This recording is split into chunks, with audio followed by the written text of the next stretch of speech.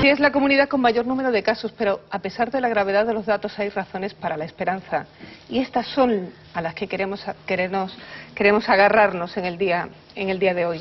Hablamos de daño cerebral adquirido con Rocío de la Rosa, que es gerente de la Federación Andaluza de Daño Cerebral. Rocío, buenos días. Buenos días.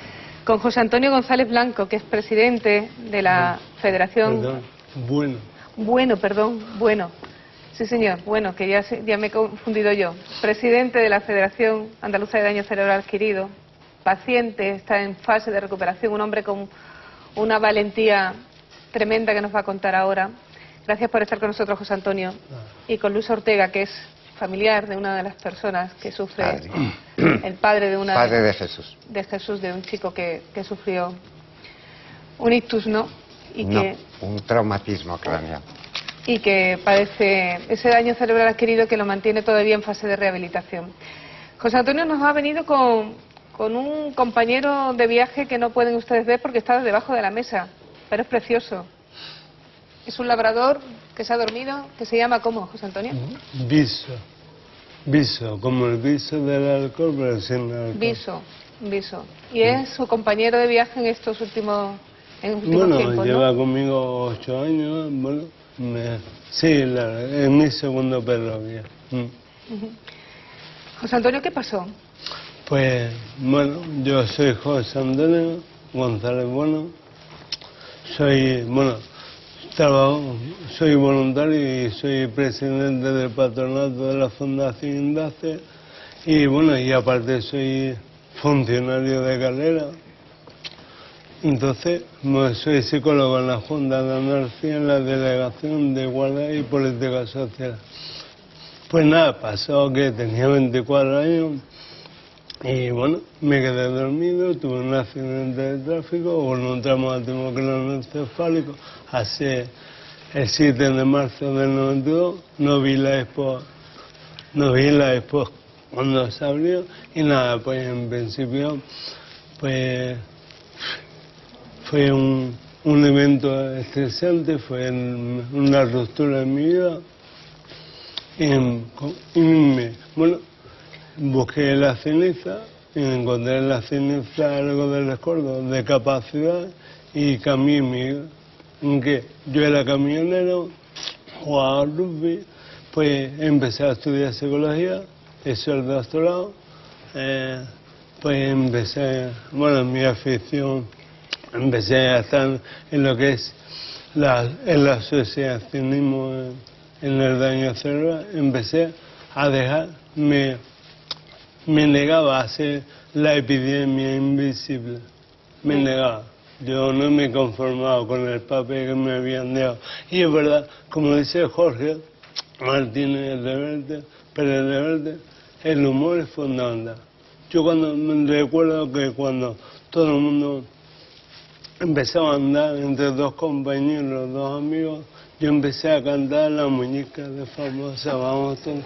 Claro, porque era la forma de que todo el mundo se ría y yo entiendo que cuando tú eres consciente de lo vulnerable que eres, te haces más fuerte. No pasa nada por tener momentos malos, pues llorar, cabrearte, tener rabia.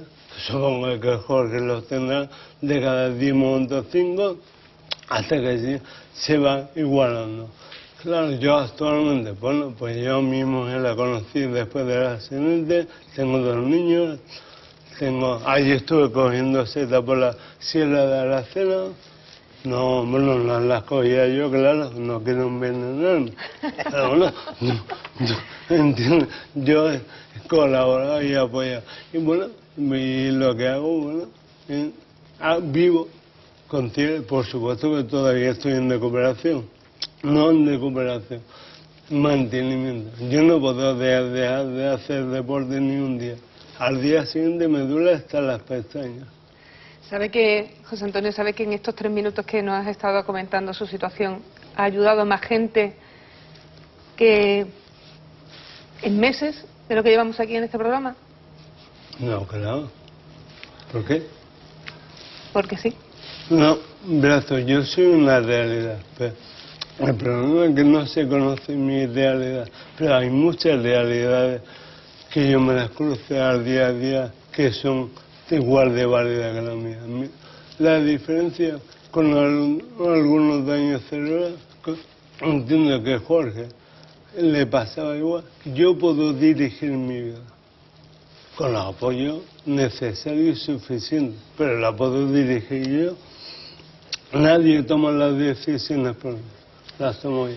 Luis, ¿y en casa qué pasó? Bueno, pues muy cerca también de las fechas de José Antonio. Jesús tenía 19 años, trabajaba en la Expo, en el pabellón de Francia, y la madrugada de Navidad del 92 suena el teléfono, ya estábamos acostados, vengan rápidamente al hospital, su hijo ha sufrido un accidente y está grave. Mi mujer en ese momento estaba embarazada de una niña de 3 meses, de Lucía. Fuimos al hospital, nos recibieron los médicos de UCI y nos decían que tenía unos trombos leves en la zona frontal, pero que esperaban que se resolviesen, y que además le controlaban las presiones cerebrales. Lo que pasó es que a las 72 horas, ya dentro de UCI, tuvo una hemorragia en sábana que le dejó el cerebro pues como un plano negro. No, quedó bastante... En ese momento fue el momento más duro y más difícil. Nos dijeron que no esperásemos una calidad de vida. Y claro, en esta situación, cuando pasa un caso de estos, viene un ictus o un trauma, hay 2 momentos importantes, que es la UCI, que es donde se juega la vida. Cuanto más tiempo está en UCI, peor resultado, cuanto menos, mejor. Y luego suben a planta. Jesús estuvo más de un mes y claro, el diagnóstico ya no era leve, era un daño cerebral severo.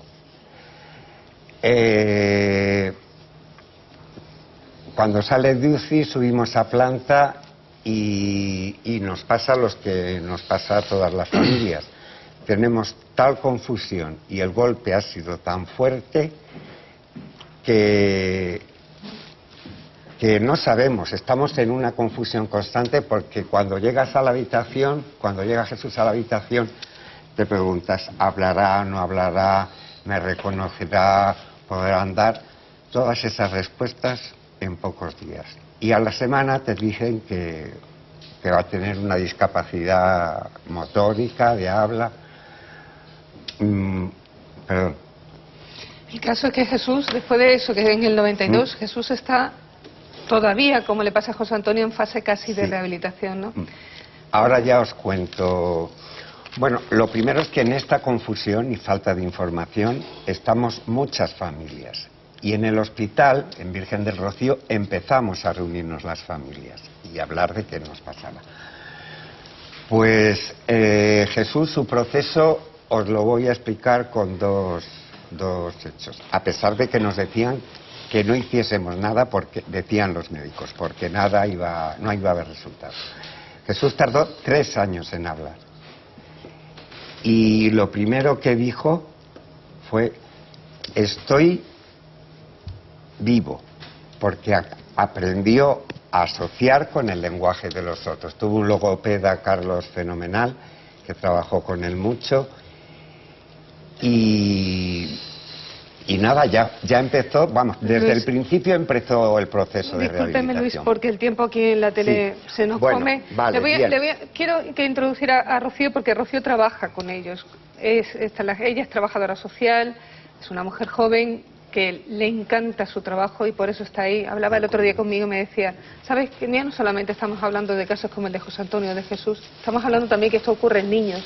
Y la sanidad salva, pero es fundamental la rehabilitación. Yo quiero que nos quedemos con ese mensaje, porque decía José Antonio, yo dirijo mi vida, Jesús está vivo y pueden hacer muchas cosas. Es fundamental que hagamos ese mensaje, ¿sí, Rocío? Después, sí. desde la Federación Andaluza de Daño Cerebral Adquirido luchamos por los derechos de las personas que tienen daño cerebral adquirido. En este caso tú me hablas de los niños. Aunque parezca increíble, los niños con daño cerebral adquirido, una vez que reciben el alta hospitalaria, no tienen ningún tipo de rehabilitación.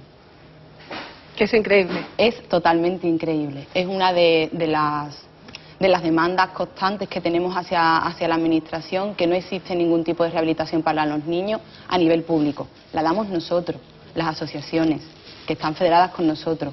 Hemos recibido un gran número de solicitudes de niños. Con los recursos que tenemos actualmente solo hemos podido atender a 54 niños con daño cerebral adquirido en toda Andalucía, a través de las asociaciones que forman la Federación, y en neuropsicología, en logopedia, terapia ocupacional, fisioterapia. Nuestras entidades nacieron del germen de familias como Ángel y como la de José Antonio, que en el hospital se dieron cuenta de que no tenían recursos y se unieron para crear esos recursos. Actualmente nuestras entidades están altamente profesionalizadas. Tenemos trabajando a los mejores profesionales rehabilitadores del daño cerebral adquirido en Andalucía, profesionales muy implicados. ¿Y es cuestión de dinero, Rocío? Sí, es cuestión de dinero. Desgraciadamente, en este mundo en el que vivimos todo es cuestión de dinero. Las familias que no tienen recursos y en la tesitura económica en la que nos encontramos hoy en día, cuántas personas disponen de recursos económicos, no tienen cómo rehabilitar, cómo atender a sus familiares. Una vez que termina la rehabilitación pública, que es mínima, no tienen cómo. Desde la Federación y desde nuestras asociaciones luchamos por la búsqueda de recursos, peleamos constantemente, recibimos algunas ayudas de la Administración, pero son mínimas. Hay más de 80.000 personas con daño cerebral adquirido en Andalucía y recibimos recursos para atender ni a 1.000. Ya. Se está quedando un tanto por ciento de la población con daño cerebral adquirido en nuestra comunidad sin cubrir. Luis. Sí, yo quería hacer hincapié, porque como el tiempo es corto, fundamentalmente también en la situación de las familias. No hay personas afectadas por daño cerebral, son familias afectadas por daño cerebral. Y en esta fase, en las fases primeras, lo que sucede es que la familia se aísla. ¿Por qué? Porque tu hijo pierde amigos y tú el cuidado, tiene que haber una persona con él 24 horas en caso grave. Entonces yo lo que quiero decir desde aquí es un llamamiento a todas las familias que han sufrido bien un ictus, bien un daño cerebral, con una situación económica muy difícil, porque esto no hay administración que haya sido capaz de darle una respuesta. Que se acerquen a nuestras asociaciones, porque ahí van a ser escuchados, y van a ser escuchados con humanidad, no con tecnicismo, sino con humanidad y con cariño. Pues fíjese, ahí tienen los ejemplos, Luis. Es que lamento profundamente no poder tener más tiempo para hablar con ustedes de este asunto. Terminamos el programa enseguida. Luis, José Antonio y Rocío, es un placer tenerles en la mesa. Muchas gracias. Sus testimonios han valido, aunque sean en estos minutos, muchísimo para todos los ciudadanos. Me gustaría dar nuestra dirección web por si quieren informarse, www.fandace.org. Pues esa es la dirección de correo electrónico. Tenemos que ir a una actualización muy rápida de las últimas noticias. Acaba de entrar